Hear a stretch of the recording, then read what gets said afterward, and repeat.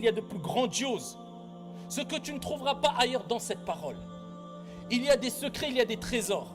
Et si tu arrives à saisir ces trésors et ces secrets qui se trouvent dans cette parole, la ilaha illallah, qui n'est pas simplement une parole qu'on prononce comme ça vainement, ou alors un titre dans une khutbah ou dans une conférence pour se donner bonne conscience et dire aux gens, vous avez vu, moi je parle du tawhid, masha'Allah.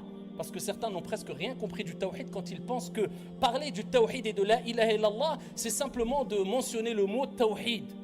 Non, c'est bien plus profond que cela. At-tawhid, c'est un mode de vie. At-tawhid, c'est l'adoration qu'on voue exclusivement à Allah Azza wa Jal. At-tawhid, c'est miftahu as-sa'ada fi dunya wal jannah fi al-akhirah. C'est la clé du bonheur ici-bas et du paradis dans le delà. At-tawhid, c'est le sujet le plus important. C'est le sujet primordial. C'est le sujet que si tu n'as pas compris ce sujet ou si tu n'as pas saisi ce sujet-là comme il se doit, te fatigue pas à faire la prière, te fatigue pas à jeûner, te fatigue pas à aller au pèlerinage, te fatigue pas à faire des du'as.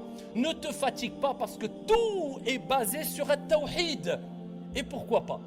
Alors qu'Allah dit dans le Coran, Inna Allah la yaghfiru an yushraka bih. Alhamdulillah. Inna Allah la yaghfiru an yushraka bih.